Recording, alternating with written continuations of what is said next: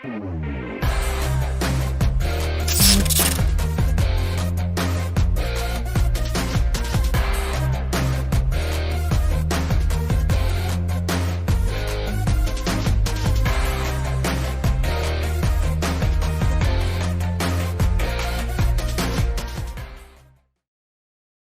Smart Investor to my channel, Nizar Imam. Di episode kali ini kita akan coba membahas berita-berita yang sebenarnya munculnya itu minggu kemarin, tapi bisa memberikan gambaran teman-teman semua kira-kira saham nanti itu di minggu depan geraknya seperti apa. Nah, jadi kita mungkin agak sedikit berbeda ya dengan video-video kita sebelumnya yang biasanya kita cukup detail ke satu saham, cukup rinci kita itu gitu. Kali ini kita akan coba pendekatan yang lebih makro tapi lebih general ya. Kita akan coba cerna berita-berita ini, kita akan coba react berita-berita ini, sehingga harusnya kalau teman-teman lihat video ini, di akhir video teman-teman dapat gambaran kira-kira saham di minggu depan geraknya seperti apa gitu. Jadi berita-berita yang menurut saya itu cukup menarik untuk dibahas, untuk dicerna bareng-bareng itu adalah: satu, Antoni Salim borong saham DCII.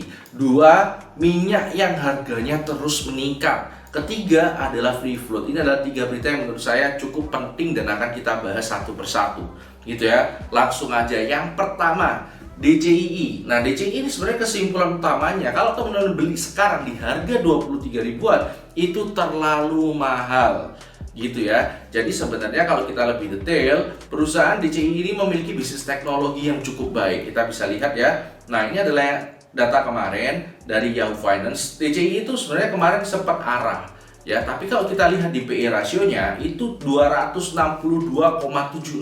Yang ini merupakan indikasi pertama bahwa harga saham ini sebenarnya sudah mahal gitu. Nah, tapi kita kembali lagi ke topik tadi ya. Bisnisnya itu sebenarnya cukup baik ya. Jadi bisnisnya adalah fokus data center. Kita bisa lihat bahwa DCII itu merupakan data center tier 4 pertama di Asia Tenggara yang beroperasi dari tahun 2013 ya. Prestasinya cukup bagus teman-teman ya.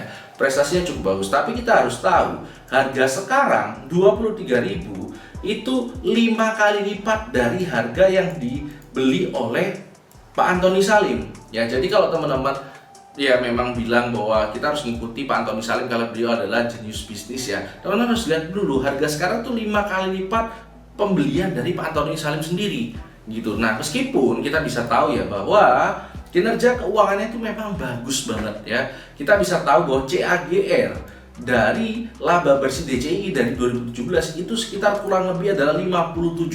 Jadi tiap tahun itu naik 57%. Bahkan di pendapatannya itu lebih besar lagi, kira-kira sekitar 81%-an. Tinggi banget ya. Tapi kalau teman-teman beli di harga sekarang 57% ini masih kurang. Ya, anggaplah kita bisa bilang sekarang itu IPS-nya 80-90-an. Tahun depan itu jadi sekitar 120, tahun depannya lagi sekitar jadi 200-an. Tapi teman-teman belinya di 20.000, kan mahal banget, nggak nyampe-nyampe ke 20.000.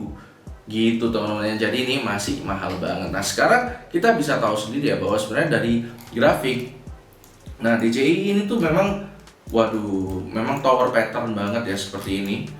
Nah, kayak gini, ini memang cukup atraktif ya buat trader, tapi ini berbahaya sebenarnya gitu. Nah, teman-teman mungkin kalau bisa lihat ya, atau mungkin mau recall di dulu itu pernah ada saham yang namanya LAK. Nah, dulu ini saham ini sempat dibilang adalah the next Amazon. Jadi sama-sama di teknologi ya. Tapi kita bisa ketahui bahwa sekarang seperti apa. Bisa jadi kalau teman-teman terlalu pongah, itu bisa jadi kejebak seperti ini ya, di pucuk terus jadi di sini gitu. Jadi memang perusahaannya bagus, tapi kita harus tahu bahwa harga sekarang itu menurut saya terlalu mahal gitu. Itu yang pertama. Yang kedua, kita akan bahas tentang minyak. Jadi minyak itu kenapa sih kok harganya bisa naik terus? Kita harus tahu ya, harga minyak itu sekarang seperti ini, naik terus nih di 69-an ya untuk WTI, crude oil WTI ini. Nah, kemudian kita bisa lihat sebenarnya kenapa sih kok bisa seperti itu? Karena supply dari US itu turun teman-teman. Jadi kalau kita lihat sebelum pandemi, US itu bisa produksi 13 juta BPH. Nah, sekarang itu cuma bisa produksi 11 juta BPH.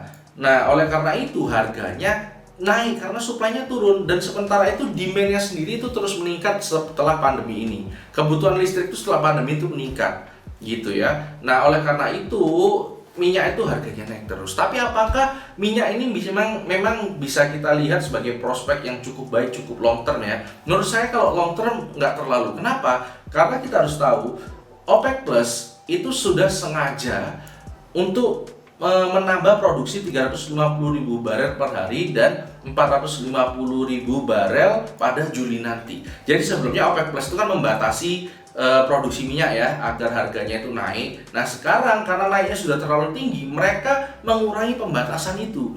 Mereka perlahan-lahan menambah produksinya. Jadi menurut saya nanti akhirnya supply demand-nya akan seimbang lagi. Gitu teman-teman ya.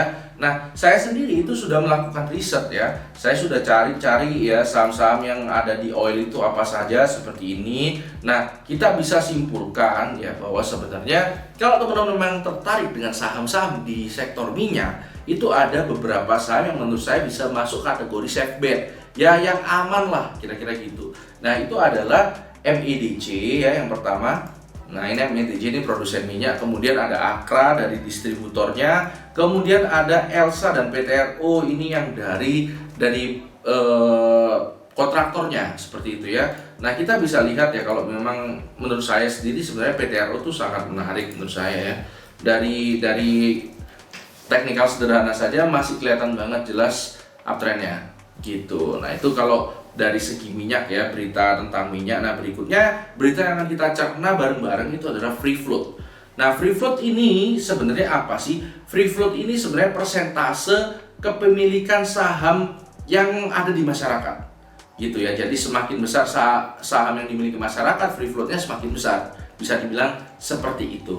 Nah free float ini kenapa kok saya bilang sebagai salah satu berita yang menarik? Karena biasanya jangka pendek free float ini menjadi sentimen negatif gitu ya. Jadi kenapa kok bisa seperti itu? Gini teman-teman ya. Kalau misalnya kita lihat di dalam Bursa Efek Indonesia itu ada sekitar 38 indeksan seperti ini. Nah, ada 9 indeks yang sudah memakai metodologi free float seperti LQ45 dan IDX 30. Tapi ada yang masih pakai metode market cap capitalization gitu. Nah, ini beberapa indeks yang disesuaikan ke free float ini itulah yang mungkin akan mengalami tekanan. Contohnya seperti ini ya. Saham indeks Serikahati, free floatnya itu yang paling kecil adalah PJAA, NISP, Unilever dan Sido muncul. Nah, mungkin saham-saham yang Unilever seperti ini ya, yang sebelumnya dengan market cap itu porsinya di indeks Serikahati itu tinggi. Tapi karena disesuaikan dengan free float bisa jadi bobotnya berkurang. Yang artinya apa? Nah ini mungkin sekedar informasi ya. Cara kerja fund manager itu biasanya adalah mengikuti indeks. Jadi biasanya indeksnya itu susunannya bobotnya siapa yang paling tinggi di portofolio mereka itu diikuti juga. Jadi portofolio mereka indeksnya itu juga paling tinggi. Contoh, Telkom misalnya di indeks LQ45 itu paling tinggi bobotnya. Nah, fund manager tersebut di portofolionya juga Telkom yang paling besar duitnya. Jadi tinggal ngikuti indeks naik, ya portofolionya ikut naik, indeks turun, portofolionya ikut turun. Nah, ada juga fund manager investasi yang acuannya itu adalah indeks Serikahati dan Kompas 100. Ya terutama Kompas 100 ini, Kompas 100 itu adalah salah satu indeks yang menurut saya cukup besar. Nah, di sini tuh ada Kimia Farma, MSP, PSAB, BDMN, TPIA, dan BNGA yang free floatnya itu kecil. Bisa jadi kemungkinan nah, saham-saham ini itu porsinya bobotnya di dalam indeks akan berkurang. Sehingga nanti fund manager juga akan mengurangi porsinya dalam portofolio mereka alias nanti akan dijuali sebagian.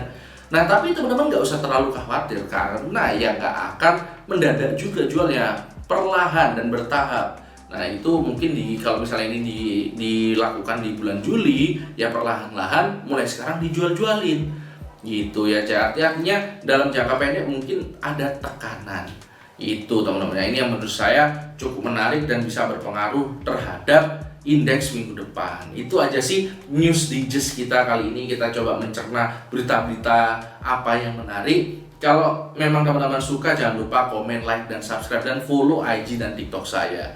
Itu saja, karena hidup harus seimbang, tetap cerdas dan tetap santai.